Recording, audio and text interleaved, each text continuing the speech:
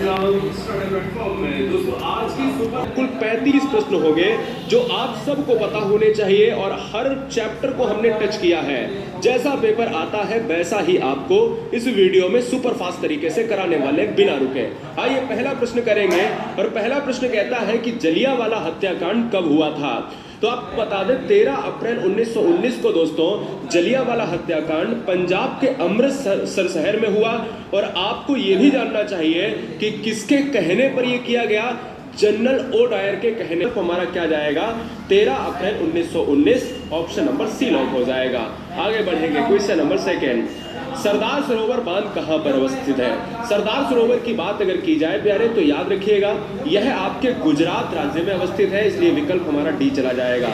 यानी जो सरदार सरोवर है ये डैम आपका गुजरात की बात करें तो गुजरात एक ऐसा राज्य है जो भारत का सबसे लंबा तटीय रेखा वाला राज्य भी है। तो क्वेश्चन में अगर आ जाए कि भारत का कौन सा ऐसा राज्य है जिसकी सबसे लंबी तटरेखा है तो गुजरात है। गुजरात में नमक का उत्पादन सर्वाधिक होता है।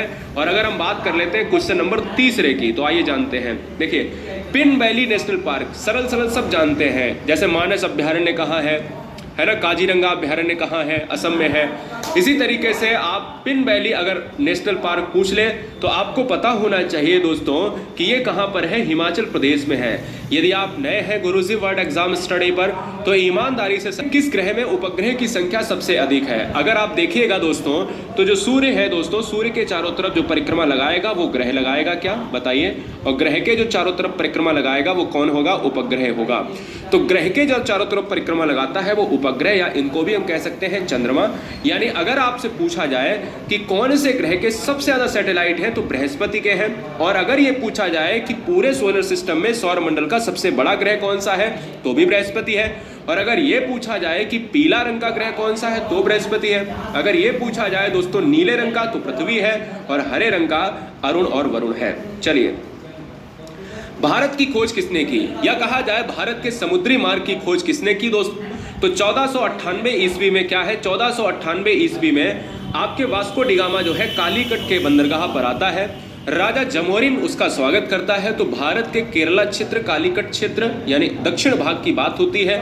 यहाँ पर जो है भारत में अवस्थित जो है एक पॉइंट है जहाँ पर ये वास्को डिगामा 1498 में आता है। वास्को डिगामा कहाँ का है दोस्तों, तो ये एक पुर्तगाली नाविक है। तो क्वेश्चन में अगर आ जाए तो सबसे पहले भारत में कौन से जो है राष्ट्र के लोग आए, तो पुर्तगाली पहले आए। नाम पूछे तो वास्को डिगामा।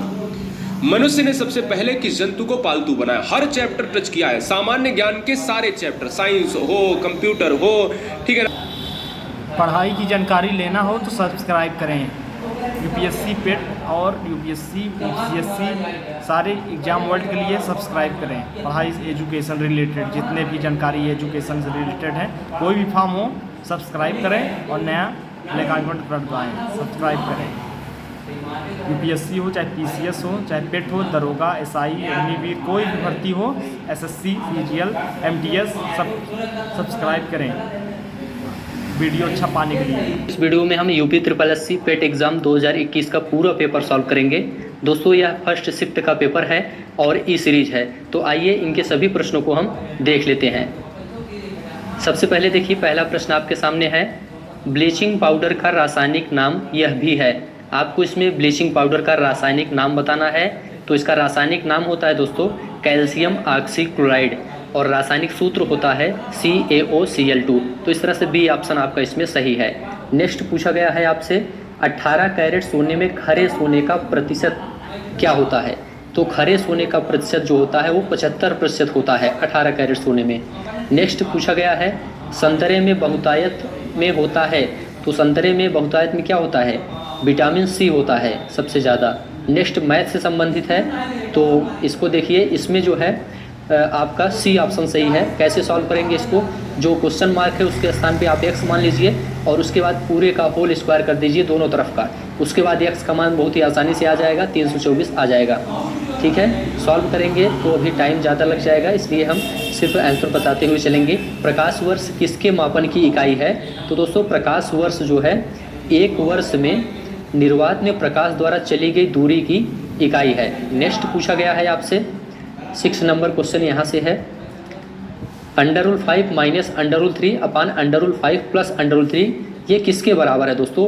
तो दोस्तों ये जो है परिमेयीकरण से संबंधित सवाल है और इसे जब आप सॉल्व करेंगे तो आपका आंसर आ जाएगा 4 माइनस √15, यही सही है इसमें। नेक्स्ट अब हम देखते हैं, टीवी सेट का मूल्य 30% घटाने पर उसकी बिक्री 20% बढ़ गई, दुकानदार की आय पर उसका क्या प्रभाव पड़ा? तो ये जो है इसका जो सही जवाब है ये है ए ऑप्शन, 16% घट जाएगा। इसमें फार्मूला दोस्तों यही लगेगा, पहले घटाने वाला काम हो रहा है तो -x हो जाएगा, फिर बढ़ रहा है तो +y, फिर -xy/100। सॉल्व करेंगे तो 16% आ जाएगा माइनस में। चलिए अब नेक्स्ट अब देखते हैं, 4 खिलाड़ियों की औसत उम्र 18.5 वर्ष है। अगर कोच की उम्र भी इसमें शामिल की जाए तो औसत उम्र 20% बढ़ जाती है। दोस्तों इसमें कोच की उम्र बताना है तो कोच की उम्र आपकी हो जाएगी 37 वर्ष। ए ऑप्शन इसमें सही है। चलिए नेक्स्ट अब देखते हैं, ये सवाल देखिए दोस्तों, ये जो है a³ + b³ अपान a² + b² माइनस ab वाले फार्मूले पर लगेगा। तो इस पर आप सॉल्व करेंगे तो लास्ट में a + b बचेगा, सॉल्व करेंगे तो आपका 1000 आंसर आ जाएगा। ए ऑप्शन सही है। चलिए अब नेक्स्ट देखते हैं हम, दर्प का पर्यायवाची कौन सा है दोस्तों? दर्प का पर्यायवाची आपको बताना है तो इसका पर्यायवाची है दोस्तों अहंकार। दर्प का मतलब होता है अहंकार। नेक्स्ट है मन को हरने वाला। वाक्य के लिए नीचे दिए गए विकल्प से एक शब्द आपको चुनना है, तो मन को हरने वाले को क्या कहा जाता है? मनोहर। बी ऑप्शन सही है। नेक्स्ट है गागर में सागर भरना, मुहावरे का अर्थ लिखिए। तो इसका जो अर्थ होता है दोस्तों, थोड़े में बहुत कुछ कह देना, थोड़े ही शब्दों में बहुत कुछ कह देना, मतलब गागर में सागर भरना। नेक्स्ट है शुद्ध वर्तनी का चयन करना है आपको, महत्वाकांक्षा। ये सी ऑप्शन आपका शुद्ध है, बाकी तीनों ऑप्शन गलत हैं। नेक्स्ट है एकल का विलोम बताना है दोस्तों। एकल का विलोम जो होता है वो होता है बहुल होता है। डी ऑप्शन सही है। नीचे दोस्तों देखिए आप लोग जो है एक पैसेज दिया गया है, इसे पढ़ के आपको आंसर देना है। तो पैसेज हम नहीं पढ़ेंगे, सीधे प्रश्नों पर आते हैं। प्रश्न आप देखिए, पंडित नेहरू इंजॉयड, तो इसका जो सही जवाब है पंडित नेहरू जो है रीडिंग्स और राइटिंग्स, मतलब कि किताबें जो पढ़ने और लिखने में इंजॉय करते थे। नेक्स्ट है डी ऑप्शन इसमें आपका सही हो जाएगा, reading and writing books. Next है आपका which of the following statements reflects Pandit Nehru's point of view. तो इसमें जो है जब आप पैसेज को पढ़ेंगे तो इसमें आपको आंसर मिल जाएगा, science and humanism are equally important. ये नेहरू के अनुसार है, ठीक है, दोनों जो है समान है। नेक्स्ट है ए मेनी साइडेड को बताना है दोस्तों। तो इसका जो सही जवाब हो जाएगा वो है a person having varied interests. C option आपका सही हो गया। नेक्स्ट है give antonyms for the following transparent.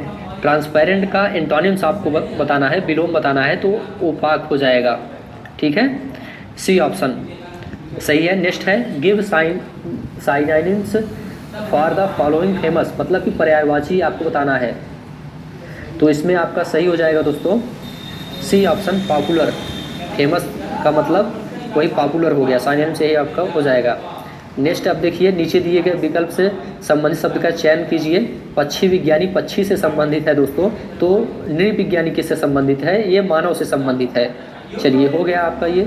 अब नेक्स्ट आप देखते हैं, रीजनिंग यहाँ से शुरू हो गया है। किसी निश्चित कूट में प्रोडक्शन को इतना लिखा जाता है तो उसी कूट भाषा में इसको कैसे लिखा जाएगा? तो इसको आप लोग जो है देखिए मिला लीजिए, इसमें डी ऑप्शन आपका सही हो जाएगा, ठीक है। इसमें क्या करना है, पहले वाला अक्षर जो है 1 अंक बढ़ता है, दूसरे वाला 1 अंक घटता है, और जो बीच वाला है वो 2 अंक बढ़ जाता है। यही फार्मूला इसमें लगा है।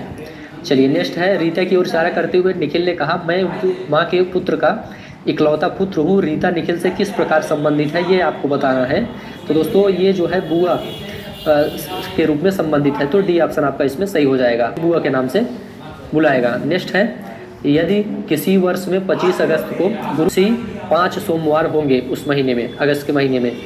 नेक्स्ट है उस शब्द का चयन कीजिए जो समूह के बाकी शब्दों से मेल नहीं खाता है। तो बाकी शब्दों से मेल आपका ये तेल जो है नहीं खाता है, बाकी पनीर मक्खन दही ये दूध से ही रिलेटेड है। नेक्स्ट अब देखते हैं, यहाँ से है अब कौन सी भारतीय दूर संचार कंपनी विश्व की 5वीं सबसे मजबूत ब्रांड है, ये आपको बताना है। तो इसमें देखिए दोस्तों रिलायंस जियो, ये जो है भारत की जो है भारत की ये कंपनी है और ये विश्व की 5वीं सबसे मजबूत ब्रांड है। चलिए नेक्स्ट अब हम देखते हैं बोल्ड परियोजना हाल ही में भारत के किस राज्य में शुरू की गई है? तो दोस्तों ये राजस्थान राज्य में शुरू की गई है।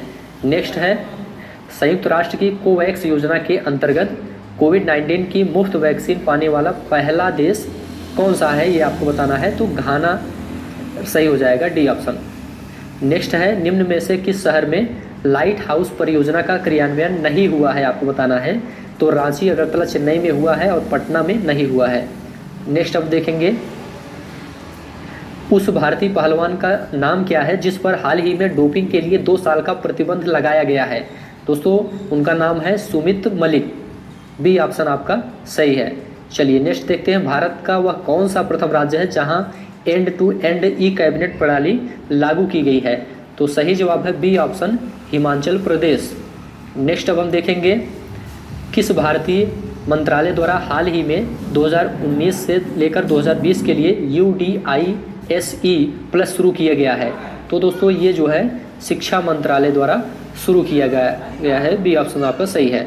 अंतरिक्ष में जाने वाली भारतीय मूल की दूसरी अमेरिकी महिला अंतरिक्ष यात्री कौन है? तो ये है सिरिसा बांदला। नेक्स्ट अब हम देखेंगे आपका 32 तक हो गया है दोस्तों। अब 33 क्वेश्चन आप देखिए, आर्टिफिशियल इंटेलिजेंस AI आधारित पोर्टल भारत में किस न्यायालय के लिए शुरू किया गया है? तो इसका जो सही जवाब है वो है सर्वोच्च न्यायालय। नेक्स्ट देखेंगे कितने भारतीय राज्य नेपाल से सीमा साझा करते हैं? तो कुल 5 भारतीय राज्य हैं जो नेपाल की सीमा से लगे हुए हैं, साझा करते हैं। निम्न में से कोस्टा रिका की राजधानी कौन सी है, आपको बताना है। तो सान जोस, ये जो है कोस्टा रिका की राजधानी है। नेक्स्ट है स्मार्टफोन निर्माता वीवो ने किस क्रिकेट खिलाड़ी को अपना ब्रांड एम्बेसडर नियुक्त किया है? दोस्तों ये हैं Virat Kohli, D option right है। नेक्स्ट अब हम देखेंगे भारत के संविधान के अनुसार लोकसभा के सदस्यों की अधिकतम संख्या क्या है? दोस्तों देखिए इसमें पहले 552 थी लेकिन वर्तमान में 550 हो गई है क्योंकि 2 संख्या जो है जो आंग्ल भारतीय होते थे उनको हटा दिया गया है, तो 550 सही हो गया। हिंदी दिवस कब मनाया जाता है? ये 14 सितंबर को मनाया जाता है। नेक्स्ट है इनमें से कौन सा देश सार्क का सदस्य नहीं है? तो इसमें देखिए म्यांमार जो है सार्क का सदस्य देश नहीं है, बाकी तीनों ऑप्शन हैं। केंद्र शासित प्रदेश लक्षद्वीप की आधिकारिक भाषा आपको बतानी है, तो मलयालम आधिकारिक भाषा है लक्षद्वीप की। नेक्स्ट है यहाँ तक आपका जो है 40 क्वेश्चन हो गया। नेक्स्ट 41 से आप देखेंगे ओणम किस भारतीय राज्य केंद्र शासित प्रदेश का सांस्कृतिक उत्सव है? तो दोस्तों ये जो है केरल का सांस्कृतिक उत्सव है। नेक्स्ट है निम्नलिखित में से कौन सा ग्रह सूर्य के सबसे नज़दीक है? तो ये बुध ग्रह जो है सूर्य के सबसे नज़दीक है। नोबेल पुरस्कार जीतने वाले प्रथम एशियाई कौन थे? तो ये हैं रविंद्रनाथ टैगोर। नेक्स्ट है निम्न में से किस स्थान पर अजंता एलोरा की गुफाएं स्थित हैं? तो दोस्तों महाराष्ट्र के औरंगाबाद में, सी ऑप्शन आपका राइट है। नेक्स्ट अब हम देखेंगे निर्देश यहाँ पे दिया गया है, गद्यांश को ध्यानपूर्वक पढ़िए। तो गद्यांश से आप लोग देख लीजिए। हम प्रश्न से शुरू करते हैं। विश्व शांति की स्थापना के लिए सबसे आवश्यक क्या है? तो गद्यांश के अनुसार आप देखेंगे तो अहिंसा और प्रेम ये सबसे ज़्यादा आवश्यक है। नेक्स्ट अब हम देखेंगे 46 क्वेश्चन से आप देखेंगे कठोर से कठोर हृदय को भी कोमल बनाया जा सकता है, कैसे? अहिंसा द्वारा बनाया जा सकता है, सी ऑप्शन गद्यांश के अनुसार सही है। किसी भी राष्ट्र के स्वर्णिम युग के प्रमुख तत्व क्या हैं? तो प्रमुख तत्व हैं इसमें बताया गया है गद्यांश में शांति, सुख और रचनात्मक कार्य। नेक्स्ट है नितांत शब्द का उपयुक्त पर्याय आपको बताना है, तो ये बिल्कुल, इसका पर्यायवाची बिल्कुल हो जाएगा। विश्व में शांति क्यों आवश्यक है आपको बताना है? तो मानव जाति के विकास के लिए, डी ऑप्शन इसमें आपका राइट है दोस्तों, मानव जाति के विकास के लिए। चलिए अब नेक्स्ट क्वेश्चन देखते हैं। इसमें भी गद्यांश फिर से दिया गया है। गद्यांश को आपको पढ़ना है, पढ़ने के बाद जो है आंसर देना है। तो चलिए आंसर हम देखते हैं, प्रश्न पे आते हैं क्या पूछा गया है। प्रश्न यहाँ से है 50 नंबर से, वैज्ञानिक चिंतन पद्धति में मनुष्य का सबसे बड़ा उपकार भ्रमपूर्ण रूढ़िवादी विचारधारा से मुक्ति मिल गई है। विश्व के परिवारवत लगने का प्रमुख कारण क्या है? तो इसका जो प्रमुख कारण है यातायात एवं संचार साधनों का विकास।